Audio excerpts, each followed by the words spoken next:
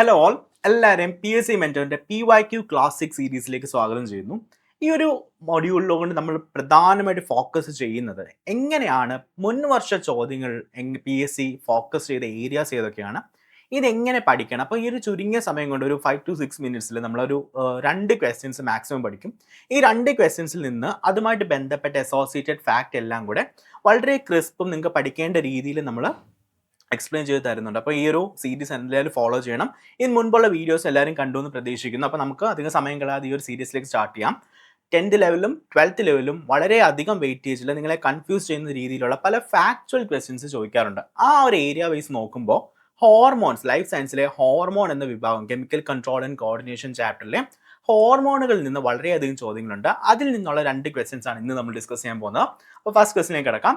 Insulin ഉൽപ്പാദിപ്പിക്കുന്ന beta കോശങ്ങൾ കാണപ്പെടുന്ന അന്തസ്രാവി ഏതാണെന്നാണ് ക്വസ്റ്റ്യൻ. അപ്പോൾ ഇവിടെ നമുക്ക് പെട്ടെന്ന് കേൾക്കുമ്പോൾ ബയോളജി സയൻസ് ബാക്ക്ഗ്രൗണ്ട് ഇല്ലാത്തവർക്കൊരു ഫോം, ഒരു ഫിയർ വരും. അപ്പോൾ ഇത് നിങ്ങൾ കേട്ടിട്ടില്ലല്ലോ, ഇച്ചിരി കൺഫ്യൂസിങ് ആണല്ലോ എന്നൊക്കെ തോന്നും. പക്ഷേ സിമ്പിളാണ്. ഇൻസുലിൻ ഏതാണ്? ഇൻസുലിൻ ഒരു ഹോർമോൺ ആണെന്ന് നമുക്കറിയാം. ഇൻസുലിൻ ഒരു ഹോർമോൺ ആണ്. അപ്പോൾ ഹോർമോൺ എന്ന് പറയുമ്പോൾ ഒരു എൻസൈം എന്താണെന്ന് നമ്മുടെ മനസ്സിൽ ഓടി വരണം. ഹോർമോൺ എന്താണ്? എൻസൈം എന്താണ്? ഹോർമോൺ ഒരു ഡക്റ്റിലസ് റിലീസ് ആണ്. എന്ന് വെച്ചാൽ ഒരു കെമിക്കലാണ് ഹോർമോൺ. ഈ കെമിക്കലിന് പൈപ്പില്ലാതെ നേരിട്ട് രക്തത്തിലേക്ക് റിലീസ് ആകപ്പെടുന്ന ഒരു കെമിക്കലാണ് ഹോർമോൺ. വളരെ ചുരുങ്ങിയ എമൗണ്ടിൽ റിലീസ് ചെയ്യപ്പെടുന്ന, പൈപ്പില്ലാതെ നേരിട്ട് രക്തത്തിൽ ചെല്ലുന്ന, ഒരു റിയാക്ഷൻ സ്പീഡിൽ നടക്കാനോ ഒരു റിയാക്ഷൻ നടത്താതിരിക്കാനോ ഒക്കെ കെൽപ്പുള്ളൊരു ആളാണ് ഹോർമോൺ. ഇതേപോലെ എൻസൈം എന്ന് പറയുന്നത് ഒരു റിയാക്ഷൻ്റെ സ്പീഡ് കൂട്ടാനോ ആ റിയാക്ഷൻ തടയാനോ ഒക്കെ സാധിക്കുന്ന കെമിക്കലാണ്. വളരെ കൂടുതൽ എമൗണ്ട് റിലീസ് ചെയ്യപ്പെടുന്നുണ്ട്. ഈവൻ ഡക്റ്റ് ഉണ്ടെങ്കിലേ വരൂ. അപ്പോൾ ഡക്റ്റ് ഉണ്ട്, പൈപ്പ് വഴിയായിരിക്കും ഒരു എൻസൈം ആക്ട് ചെയ്യുന്നത്. പക്ഷേ ഒരു ഹോർമോണിന് പൈപ്പില്ല, നേരിട്ട് ബ്ലഡിലേക്ക് ചെല്ലും. ഈ ഒരു ഡിഫറൻസ് ആദ്യം മനസ്സിലാക്കുക. അപ്പോൾ ഇൻസുലിൻ ഒരു ഹോർമോൺ ആണ് നമ്മൾ ഐഡന്റിഫൈ ചെയ്തിട്ടുണ്ട്. അപ്പോൾ ഈ ഒരു ഹോർമോൺ, ഇൻസുലിൻ എന്ന ഹോർമോൺ ഉൽപ്പാദിപ്പിക്കുന്ന ബീറ്റ കോശങ്ങൾ അല്ലെങ്കിൽ ബീറ്റ സെൽസ് ഏത് അന്തസ്രാവി ഗ്രന്ഥി, അന്തസ്രാവി എന്ന് പറഞ്ഞാൽ എന്താ? എൻഡോക്രൈൻ ഗ്ലാൻഡ് ആണ്. എൻഡോക്രൈൻ ഗ്ലാൻഡ് എന്ന് പറഞ്ഞാൽ ഹോർമോൺ ഉൽപ്പാദിപ്പിക്കുന്ന ഗ്രന്ഥികളെയാണ് നമ്മൾ എൻഡോക്രൈൻ ഗ്ലാൻഡ് അല്ലെങ്കിൽ മലയാളത്തിൽ അന്തസ്രാവി ഗ്രന്ഥികൾ എന്ന് പറയും. ഈ അന്തസ്രാവി എൻഡോക്രൈൻ ഗ്ലാൻഡ് ആയിട്ടുള്ള ഏത് ഗ്രന്ഥിയാണ് ഇൻസുലിൻ ഉൽപ്പാദിപ്പിക്കുന്ന ബീറ്റ സെൽസ് അവിടെ കാണപ്പെടുന്നത്? അപ്പോൾ ഇൻസുലിൻ ഉൽപ്പാദിപ്പിക്കണമെങ്കിൽ അവിടെ പാൻക്രിയാസിലെ ബീറ്റ സെല്ലുകൾ ഫംഗ്ഷൻ ചെയ്യുമ്പോഴാണ് ഇൻസുലിൻ അവിടെ ഉൽപ്പാദിക്കപ്പെടുന്നത്. അപ്പോൾ ക്വസ്റ്റ്യൻ വളരെ ഫാക്ച്വൽ ആണ്. പക്ഷെ അതുമായിട്ട് ബന്ധപ്പെട്ട ആ ഒരു കൺഫ്യൂസിങ് പോയിന്റ്സ് നിങ്ങൾ നോട്ട് ചെയ്ത് വെക്കുക. ഹോർമോൺ എന്താണ്? എൻസൈം എന്താണ്? ഡക്റ്റ് എവിടെയാണുള്ളത്? ഡക്റ്റിലെസ് ആയിട്ടുള്ളത് ഏതാണ്? രക്തത്തിലോട്ട് ഡയറക്റ്റ് വരുന്ന ഏതാണ്? കുറച്ച് ദൂരം മാറി ചെന്ന് ആക്ട് ചെയ്യുന്നത് ആരാണെന്നൊക്കെ നിങ്ങൾ പഠിച്ചു വെക്കുക. അപ്പം നമുക്ക് ഇതുമായിട്ട് ബന്ധപ്പെട്ട കുറച്ചധികം ഫാക്ട്സുകൾ നോക്കാം. ഗ്രന്ഥിയും ഹോർമോണും പ്രധാന ധർമ്മവും നമുക്ക് ബാക്കിയുള്ള തെറ്റായ ഓപ്ഷൻസിന് ജസ്റ്റ് ഒന്ന് ഓടിച്ചു നോക്കാം. തൈമസ് ഗ്രന്ഥി റിലീസ് ചെയ്യുന്ന ഹോർമോൺ എന്ന് പറയുന്നത് വളരെ ട്രേസ് എമൗണ്ടിൽ തൈമോസിൻ, ആ പേര് വെച്ചാൽ നിങ്ങൾക്ക് നോട്ട് ചെയ്യാം. തൈമോസിൻ എന്ന് പറയുന്ന ഹോർമോൺ ആയിരിക്കും തൈമസ് ഗ്രന്ഥി റിലീസ് ചെയ്യുന്നത്. ഇതിന്റെ ഫംഗ്ഷൻ എന്താണ്? പ്രധാന ധർമ്മം എന്താണ്? രോഗപ്രതിരോധ ശേഷി നൽകുന്ന ടി ലിംഫോസൈറ്റ്. അപ്പോൾ WBCയുടെ ഒരു ഭാഗമായിട്ടുള്ള നമ്മുടെ ഗാർഡ് ആർമി എന്നൊക്കെ പറയുന്ന സെല്ലുകളായിട്ടുള്ള വൈറ്റ് ബ്ലഡ് സെല്ലിലെ വെളുത്ത രക്താണുക്കളിലെ ടി ലിംഫോസൈറ്റുകളുടെ പാകപ്പെടൽ അല്ലെങ്കിൽ മച്യൂരിറ്റിക്ക് സഹായിക്കുന്നത് ഈ തൈമോസിൻ എന്ന് പറയുന്ന ഹോർമോൺ ആണ്. റിലീസ് ചെയ്യുന്ന ഏത് ഗ്രന്ഥിയാണ്? തൈമസ് ഗ്രന്ഥി.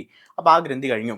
അടുത്ത ഗ്രന്ഥി പീനിയൽ ഗ്രന്ഥി ഇത് റിലീസ് ചെയ്യുന്നതാണ് മെലാറ്റോണിൻ എന്ന് പറയുന്ന ഹോർമോൺ റിലീസ് ചെയ്യുന്നതാണ് പീനിയൽ ഗ്രന്ഥി. ഇതിനെ നമ്മൾ സ്ലീപ്പ് ഹോർമോൺ എന്നും കൂടി പറയുന്നുണ്ട്. മെലാറ്റോണിൻ റിലീസ് ചെയ്യുന്ന ആളാണ് പീനിയൽ ഗ്ലാൻഡ്. ഇത് എന്താണ്? സ്ലീപ്പ് ഹോർമോൺ എന്ന് ഇതിനെ പറയുന്നു. ശരീരത്തിന്റെ ജൈവ ഘടികാരത്തെ, ബയോളജിക്കൽ ക്ലോക്കിനെ നിയന്ത്രിക്കുന്നതും ഈ ഒരു ഹോർമോൺ ആണ്, ബയോളജിക്കൽ ക്ലോക്ക്.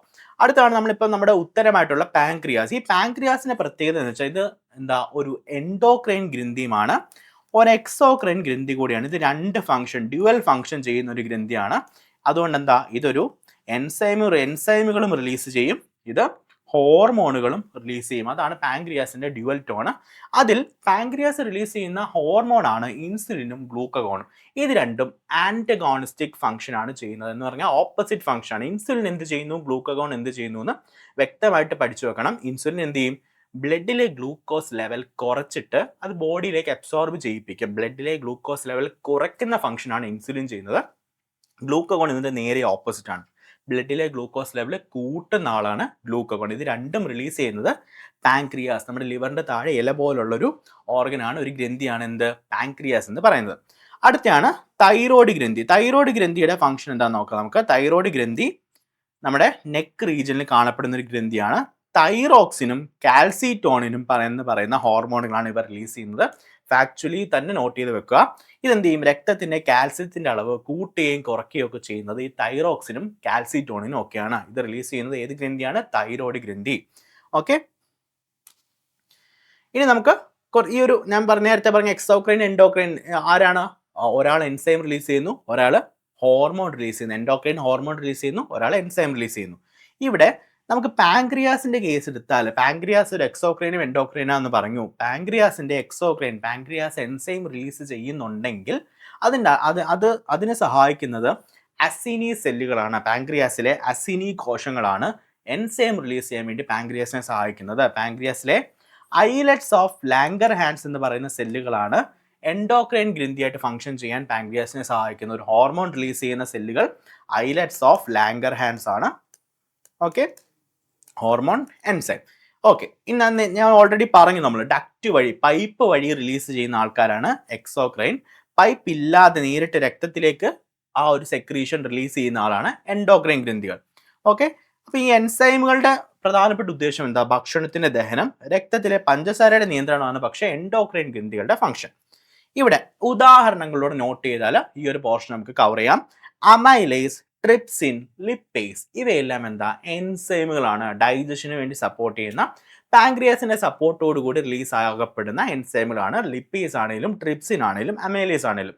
ഇനി നേരെ ഹോർമോൺ എടുത്താൽ നമ്മൾ നേരത്തെ ഓൾറെഡി പറഞ്ഞു, ഇൻസുലിനും ഗ്ലൂക്കഗോണും ആണ് പാൻക്രിയാസിന്റെ ഹോർമോണുകൾ. ഓക്കെ, നമുക്കപ്പോൾ ഇത് സമയം കളയാതെ അടുത്ത ക്വസ്റ്റിലേക്ക് പോകാം. അടുത്ത ക്വസ്റ്റിനും ഹോർമോൺ, ഈ ഒരു കെമിക്കൽ കൺട്രോളിൽ നിന്ന് വന്നിട്ടുള്ള ക്വസ്റ്റ്യൻ ആണ്. അയഡിൻ അടങ്ങിയ ഹോർമോൺ, ഏത് ഹോർമോണിലാണ് അയഡിന്റെ അളവുള്ളത്? തൈമോസിനിലാണോ, മെലാറ്റോണിലാണോ, തൈറോക്സിനിലാണോ, ഇൻസുലിനാണോ? ഇതിന്റെ ആൻസർ തൈറോക്സിൻ ആണ്. തൈറോക്സിനിലാണ് അയഡിന്റെ അളവുള്ളത്. അപ്പോൾ ഈ തൈറോക്സിൻ എന്താണെന്ന് നമുക്ക് നോക്കാം. തൈറോക്സിൻ കഴുത്തിലുള്ള തൈറോയ്ഡ് ഗ്രന്ഥി ഉൽപ്പാദിപ്പിക്കുന്ന ഒരു പ്രധാന ഹോർമോൺ ആണ്. ഈ ഹോർമോണിന്റെ നിർമ്മാണത്തിന് അയഡിന് അത്യാവശ്യമാണ്. അയഡിൻ എന്ന് പറയുന്ന അയഡിന്റെ അളവ്, അയഡിൻ എന്ന് പറയുന്ന മോളിക്യൂൾ എന്തിനു വേണ്ടി ആവശ്യമാണ്? അയഡിൻ നമുക്ക് ഈ തൈറോക്സിന്റെ ഉൽപാദനത്തിന്, തൈറോക്സിൻ ഉൽപാദനം നടത്തുന്നത് തൈറോയ്ഡ് ഗ്രന്ഥിയാണ്. നമ്മുടെ നെക്ക് റീജിയനിൽ കാണപ്പെടുന്ന ഗ്രന്ഥിയാണ് എന്ത്? തൈറോയ്ഡ് എന്ന് പറയുന്നത്. ഇതെന്ത് പറയും? ഇതിന്റെ നമ്മുടെ ഭക്ഷണത്തിൽ അയഡിന്റെ അളവ്, ഇപ്പൊ നമ്മൾ അയഡൈസ്ഡ് സോൾട്ട് ഉപയോഗിക്കണമെന്നൊക്കെ പറയാൻ കാരണം എന്താ?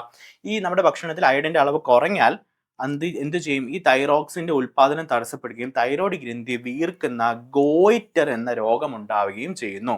ഇതാണ് തൈറോയ്ഡ് ഗ്രന്ഥി. തൈറോയ്ഡ് ഗ്രന്ഥി നമ്മുടെ നെക്ക് റീജിയനിലാണ് കാണപ്പെടുന്നത്. നമ്മുടെ ലാരിൻസ്, നമ്മുടെ വോയിസ് ബോക്സിന് തൊട്ട് മുന്നിലായിട്ട് കാണപ്പെടുന്ന ഒരു ബൈലോബ്ഡ്, ഒരു ബട്ടർഫ്ലൈ ഷേപ്ഡ് ഗ്രന്ഥിയാണ് തൈറോയ്ഡ് ഗ്രന്ഥി. ഈ തൈറോയ്ഡ് ഗ്രന്ഥിയാണ് തൈറോക്സിൻ റിലീസ് ചെയ്യുന്നത്. ഇന്ന് നമുക്ക് പറയാം ഏറ്റവും ഇമ്പോർട്ടൻ്റ് ആയിട്ട് ഹോർമോണുകൾ, അത് തമ്മിലുള്ള ഡിഫറൻസ്, എക്സാമ്പിൾസ്, ബാക്കിയുള്ള ഗ്രന്ഥികൾ, ഇത് റിലീസ് ചെയ്യുന്ന ഹോർമോണുകളെല്ലാം നോട്ട് ചെയ്ത് വെക്കുക. ഓക്കെ, നിങ്ങൾ മൾട്ടിപ്പിൾ ടൈംസ് റിവൈസ് ചെയ്യണം. ഈ ഒരു PYQയും ഈ ഒരു PPTയും നിങ്ങൾക്ക് നമ്മുടെ ടെലിഗ്രാം ചാനൽ ഓൾറെഡി അവൈലബിൾ ആയിരിക്കും. എന്തായാലും ഇന്ന് തന്നെ റിവൈസ് ചെയ്യാൻ ശ്രദ്ധിക്കുക. കൂടുതൽ ക്വസ്റ്റ്യൻസ് ഈ ടോപ്പിക്കിൽ നിന്ന് വരുന്ന എന്തെങ്കിലും ഡൗട്ട് ഉണ്ടെങ്കിൽ നിങ്ങൾക്ക് കമൻറ്റ് ചെയ്യാം. ഇനിയും ഇതുപോലത്തെ ഏത് ടോപ്പിക്കിലെ PYQs ആണ് നിങ്ങൾക്ക് കൂടുതൽ എക്സ്പ്ലനേഷൻസോ ടിപ്സോ വേണ്ടെന്ന് വെച്ചാൽ കമൻറ്റ് ചെയ്യാം. Okay, all the best, happy learning.